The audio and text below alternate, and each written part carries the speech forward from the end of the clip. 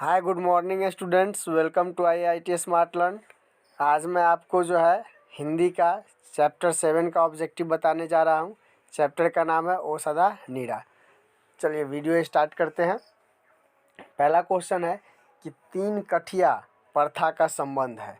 तो तीन कठिया प्रथा का संबंध जो है वो नील से है, इसलिए आपका राइट ऑप्शन हो जाएगा डी। चलिए नेक्स्ट क्वेश्चन देखते हैं कि धांगड़ों को नील की खेती के सिलसिले में कब लाया गया। तो धांगड़ों को जो है नील की खेती के संबंध में जो है 18वीं सदी के अंत में लाया गया था, इसलिए आपका राइट ऑप्शन हो जाएगा ए।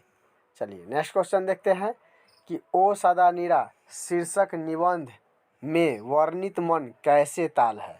तो वर्णित मन जो है वो गहरे और विशाल ताल से है, इसलिए आपका राइट ऑप्शन हो जाएगा वो हो जाएगा डी। चलिए नेक्स्ट क्वेश्चन लेते हैं कि राजा हरि सिंह देव को किसका मुकाबला करना पड़ा था। तो राजा हरि सिंह देव को जो है गयासुद्दीन तुगलक का मुकाबला करना पड़ा था, इसलिए राइट ऑप्शन आपका हो जाएगा ए। चलिए नेक्स्ट क्वेश्चन देखते हैं कि 12वीं सदी के लगभग 300 वर्ष तक किस वंश का शासन था।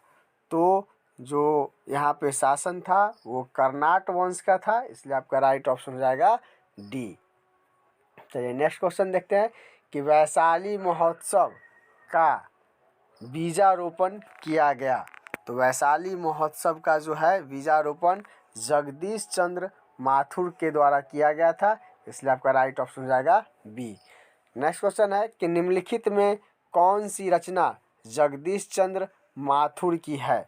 तो जगदीश चंद्र माथुर की जो रचना है उसका नाम है ओ सदा नीरा, इसलिए आपका राइट ऑप्शन हो जाएगा सी। नेक्स्ट क्वेश्चन है कि बहुजन संप्रेषण के माध्यम पुस्तक किसने लिखी। तो बहुजन संप्रेषण के माध्यम पुस्तक जो लिखा गया है वो आपका जगदीश चंद्र माथुर के द्वारा लिखा गया है, इसलिए राइट ऑप्शन हो जाएगा बी। चलिए नेक्स्ट क्वेश्चन देखते हैं कि कौन सी कृति माथुर जी की नहीं है। तो माथुर जी की जो कृति नहीं है वो है रेशमी टाई, राइट ऑप्शन आपका हो जाएगा सी।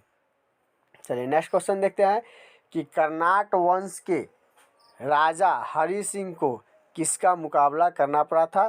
तो गयासुद्दीन तुगलक का मुकाबला करना पड़ा था, इसलिए आपका राइट ऑप्शन हो जाएगा ए। चलिए नेक्स्ट क्वेश्चन देखते हैं कि ओ सदा नीरा निबंध बिहार के किस क्षेत्र की संस्कृति पर लिखी गई है। तो बिहार के जो है चंपारण क्षेत्र की संस्कृति पर लिखी गई है, इसलिए आपका राइट ऑप्शन हो जाएगा डी।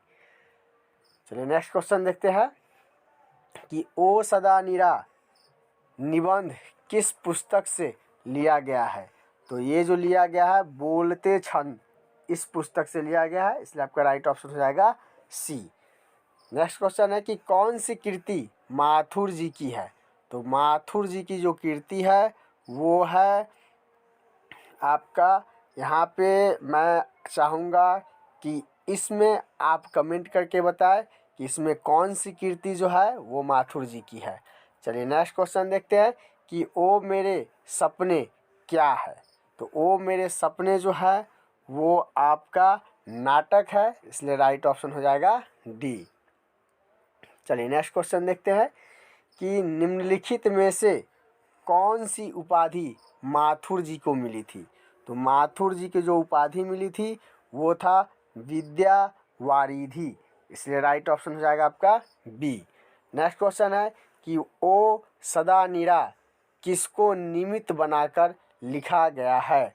तो यहाँ जो है गंडक नदी को जो है वो निमित्त बनाकर जो है ओ सदा नीरा लिखा गया है, इसलिए आपका राइट ऑप्शन हो जाएगा बी। चलिए नेक्स्ट क्वेश्चन देखते हैं कि वसुंधरा भोगी मानव और धर्माध मानव एक ही सिक्के के दो पहलू है, यह पंक्ति किसके द्वारा लिखी गई है। तो यह पंक्ति जो है जगदीश चंद्र माथुर द्वारा लिखी गई है, इसलिए आपका राइट ऑप्शन हो जाएगा डी। ओ सदा नीरा निबंध बिहार के किस क्षेत्र की संस्कृति पर लिखी गई है। तो चंपारण क्षेत्र की संस्कृति पर लिखी गई है, इसलिए आपका राइट ऑप्शन हो जाएगा डी। चलिए नेक्स्ट क्वेश्चन देखते हैं कि चंपारण में धांगर कहाँ से आए थे। तो चंपारण में धांगर जो है वो छोटा नागपुर से आए थे, इसलिए आपका राइट ऑप्शन हो जाएगा सी। नेक्स्ट क्वेश्चन है कि बिहार के सुप्रसिद्ध सांस्कृतिक उत्सव वैशाली महोत्सव का बीजारोपण किसने किया था। तो बीजारोपण जो है जगदीश चंद्र माथुर ने किया था, इसलिए आपका राइट ऑप्शन हो जाएगा सी। चलिए नेक्स्ट क्वेश्चन देखते हैं कि राजा हरि सिंह देव को गयासुद्दीन तुगलक का सामना कब करना पड़ा था। तो इनका जो है सामना हुआ था 1325 ईस्वी में, इसलिए आपका राइट ऑप्शन हो जाएगा सी। नेक्स्ट क्वेश्चन है कि माथुर जी किस राज्य के शिक्षा सचिव नियुक्त हुए थे। तो माथुर जी जो थे वो मध्य प्रदेश के शिक्षा सचिव नियुक्त हुए थे, इसलिए आपका राइट ऑप्शन हो जाएगा ए। नेक्स्ट क्वेश्चन है कि थारन शब्द किस शब्द से विकसित है। तो थारन शब्द जो है वो थार शब्द से विकसित है, इसलिए आपका राइट ऑप्शन हो जाएगा बी। नेक्स्ट क्वेश्चन है कि माथुर जी को भीतिहरवा पहुंचने पर कौन मिले। तो माथुर जी को भीतिहरवा पहुंचने पर पुंडलिक जी मिले थे, तो इसलिए आपका राइट ऑप्शन हो जाएगा सी, पुंडलिक जी। चलिए नेक्स्ट क्वेश्चन देखते हैं कि कोणार्क के नाटककार कौन है। तो नाटककार जो है वो जगदीश चंद्र माथुर है, इसलिए आपका राइट ऑप्शन हो जाएगा बी। नेक्स्ट क्वेश्चन है कि गांधी जी की झोपड़ी को किसने जला दिया था। तो गांधी जी के झोपड़ी को जो है वो एमन साहब के कर्मचारियों ने जला दिया था, इसलिए आपका राइट ऑप्शन हो जाएगा सी।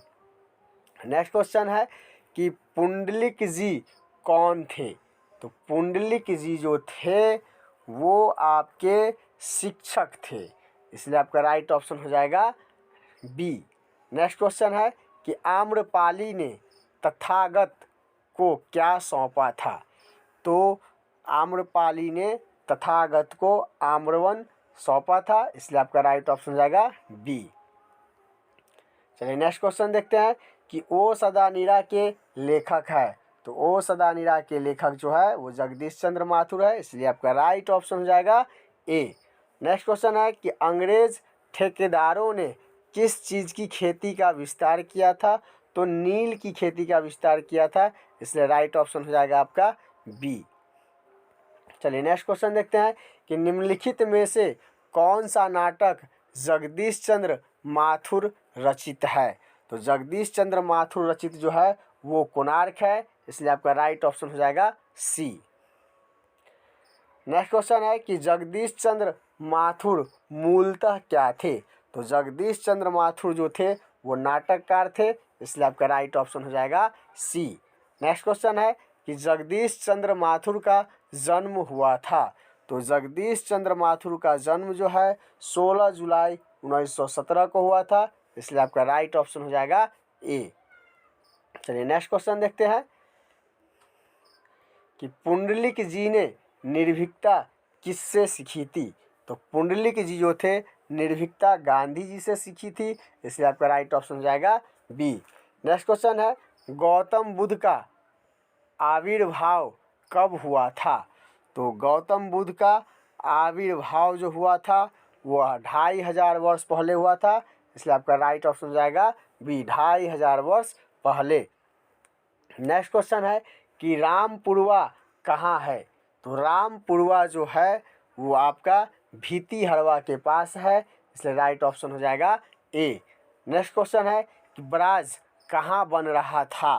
तो ब्राज जो है आपका भैंसा लोटन में बन रहा था, इसलिए आपका राइट ऑप्शन हो जाएगा डी। चलिए नेक्स्ट क्वेश्चन देखते हैं कि चंपारण क्षेत्र में बाढ़ का मुख्य कारण था। तो चंपारण क्षेत्र में बाढ़ का मुख्य कारण था जंगलों का काटना, इसलिए राइट ऑप्शन आपका हो जाएगा ए। नेक्स्ट क्वेश्चन है कि मठ के महंत ने गांधी जी को कहाँ शरण दी थी। तो मठ के महंत ने गांधी जी को एक महुए के पेड़ के नीचे शरण दी थी, इसलिए राइट ऑप्शन आपका हो जाएगा डी। चलिए नेक्स्ट क्वेश्चन देखते हैं कि सरायामन ताल का जल कैसा है। तो सरायामन ताल का जल जो है वो स्थिर है, इसलिए आपका राइट ऑप्शन हो जाएगा बी। नेक्स्ट क्वेश्चन है कि ओ सदा नीरा शीर्षक पाठ किस विद्या के अंतर्गत आता है। तो ये जो है आपका निबंध के अंतर्गत आता है, इसलिए राइट ऑप्शन हो जाएगा ए। नेक्स्ट क्वेश्चन है कि बोलते क्षण किस साहित्यिक विद्या की कीर्ति है। तो बोलते क्षण जो है वो निबंध की कीर्ति है, इसलिए आपका राइट ऑप्शन हो जाएगा ए। चलिए नेक्स्ट क्वेश्चन देखते हैं कि राजा हरि सिंह देव को गयासुद्दीन तुगलक का सामना कब करना पड़ा था। तो 1325 ईस्वी में सामना करना पड़ा था, इसलिए राइट ऑप्शन आपका हो जाएगा सी। नेक्स्ट क्वेश्चन है कि 10 तस्वीरें के रचनाकार कौन है। तो 10 तस्वीरें के रचनाकार जो है जगदीश चंद्र माथुर है, इसलिए आपका राइट ऑप्शन हो जाएगा बी। चलिए नेक्स्ट क्वेश्चन देखते हैं कि गंडक नदी का जल सदियों से है। तो गंडक नदी का जल जो है सदियों से चंचल रहा है, इसलिए आपका राइट ऑप्शन हो जाएगा बी। नेक्स्ट क्वेश्चन है पंडई नदी कहाँ तक जाती है। तो पंडई नदी जो है वो भिखना थोड़ी तक जाती है, इसलिए आपका राइट ऑप्शन हो जाएगा ए। इस तरीके से आपका जो है मैंने ये चैप्टर कंप्लीट करा दिया है। यदि आपने हमारे चैनल को सब्सक्राइब नहीं किया है तो ज़रूर कर ले। यहाँ पे आप 12th के सारे सब्जेक्ट की तैयारी कर सकते हैं और एग्ज़ाम में अच्छा मार्क्स ला सकते हैं। आज के वीडियो में बस इतना ही, मिलते हैं नेक्स्ट वीडियो में।